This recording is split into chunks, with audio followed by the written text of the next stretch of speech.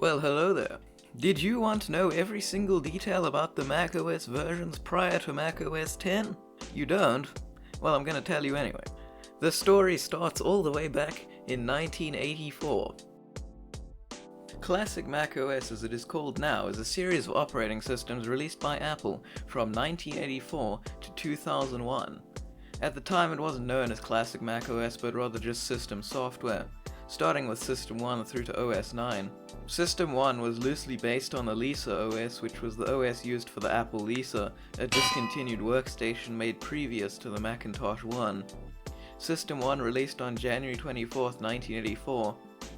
At the time of release it had no official name, but with the release of System 7.6, Apple changed the name to macOS.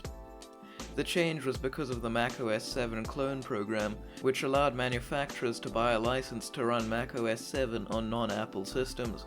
The program was officially ended with macOS 8.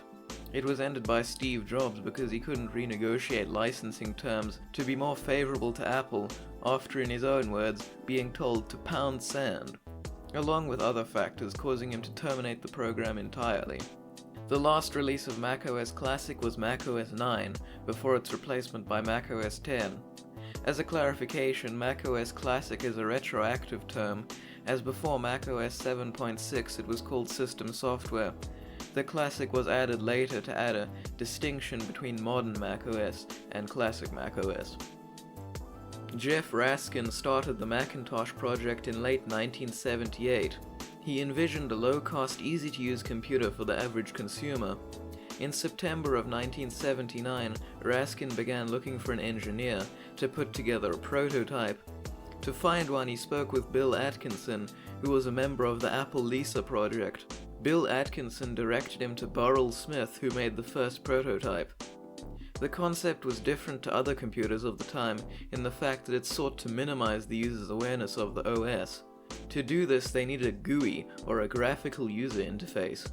For the GUI, Steve Jobs and a few other Apple members went to Xerox. This was because Raskin had told Jobs about the Xerox Alto, which was a workstation made by Xerox that also had a GUI. To secure Xerox's GUI, they offered Xerox stock options in Apple, which they accepted. The Lisa and the first Macintosh used Xerox's GUI as a base, while also including in-house add-ons like menu bars, pull-down menus, and drag-and-drop functionality. Early versions of macOS are only compatible with the Motorola 68K chip. This changed when Apple started using PowerPC chips, causing them to port macOS over to PowerPC. The last version of macOS to support the Motorola 68K was macOS 8.1. In systems prior to the PowerPC G3, a large percentage of the operating system is stored on a ROM, or read-only memory chip on the main board. The original reason for this was to stop the OS from using all the RAM up at boot, because it only had 128 kilobytes of RAM. It also served an additional purpose though of making it impossible to make a Hackintosh unless you got a license from Apple themselves. Apple's Macintosh licensing system was a short-lived program, lasting from 1995 to 1997 before Jobs shut it down. Some of the companies that licensed macOS were Umax and Motorola. It caused Apple to rename the OS from System Software, as it was previously called, to macOS, along with making the Happy Mac logo. Starting off naturally with 1.0, it was released on January 24, 1984, being developed for the Motorola 68K series of processors. It came bundled with the original Macintosh.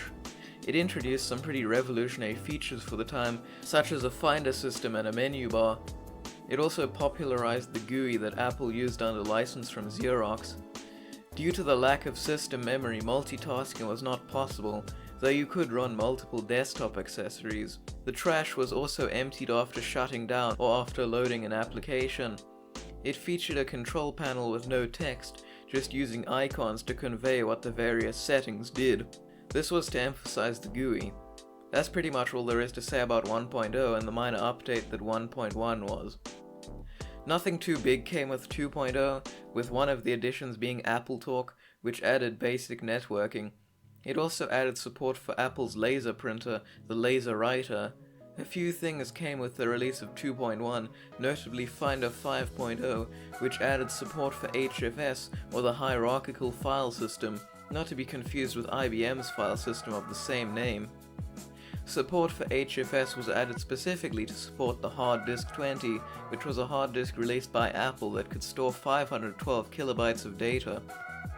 System 3.0 was introduced with the Macintosh Plus, which now supported 800 kilobyte drives. System 3.0 added support for SCSI and AppleShare, another networking protocol which sort of took over from AppleTalk.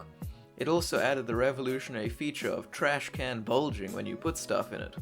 System 4.0 was released with the Macintosh SE, and System 4.1 was first shipped with the Macintosh 2, which is really confusing considering that it is the fourth Macintosh released, but I guess naming convention doesn't matter. Regardless, System 4.0 added support for ADB, not that ADB, the Apple Desktop Bus. It also added support for internal hard drives, and the most impressive feature of all was the addition of color graphics, but only on the Macintosh 2. It also added support for the Motorola 6820. Near the end of 1987, Apple released the Macintosh Software Update 5.0, which was a series of 4 800 kilobyte disks. Not optical disks, but floppy disks. At the time it cost $49. 3 of the 4 disks were bootable. Each disk contained a different tool. With the System Tools 2 disk, for example, it's the only disk with a printer driver, leading to users in the press calling it System Tools 5.0. The biggest feature of System 5 is Multi-Finder, which allowed you to have more than one application open at once. It did this by sleeping background applications and only giving resources to applications in the foreground. System 6, unlike System 5, is a full release, with everything bundled into one single disk. System 6 had lacking support for the SuperDrive, not that SuperDrive, this SuperDrive. Later updates fixed this though. System 6 also unified the macOS version and the Finder version, which had caused confusion before reunification. System 6 also improved the multi-finder functionality, making it more stable and efficient. The last update to System 6 was 6.0.8, released in 1991, which coincided with the introduction of System 7. On May 13, 1991, System 7 was released, or macOS 7. I know I've been using the terms interchangeably, but this was the first macOS to officially be called macOS. It featured a massive UI overhaul. It also had new applications, general improvements to stability, and many other things. Another big change that came with macOS was supporting virtual memory, in which you could use other storage as RAM. Support for 32-bit also came with macOS 7. You could turn it on and off in the control panel. Turning it off would give you support for older applications, but with it on you could gain performance. Another notable addition was cooperative multitasking, where 2 or more apps could run at the same time. The most significant addition was adding support for TrueType fonts. The trash can now also doesn't empty when the system gets shut down, rather, you have to explicitly empty it. System 7.1 was mainly a bug fix.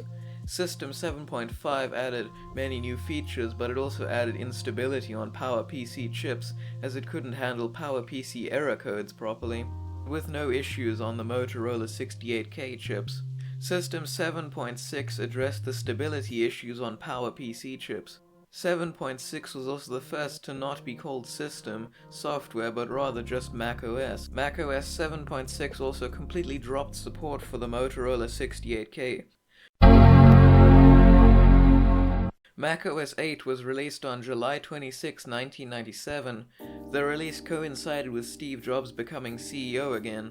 macOS 8 was originally going to be 7.7, but was renumbered to 8 to accomplish Steve Jobs' goal of killing off the Macintosh clone program, because all manufacturers' licenses ended at the final release of macOS 7. macOS 8 added a multi-threaded Finder, allowing files to be transferred in the background. The GUI also had a massive overhaul with the new Platinum GUI. Though if you weren't a fan of the Platinum GUI, you could change it in the Appearances tab in Control Panel.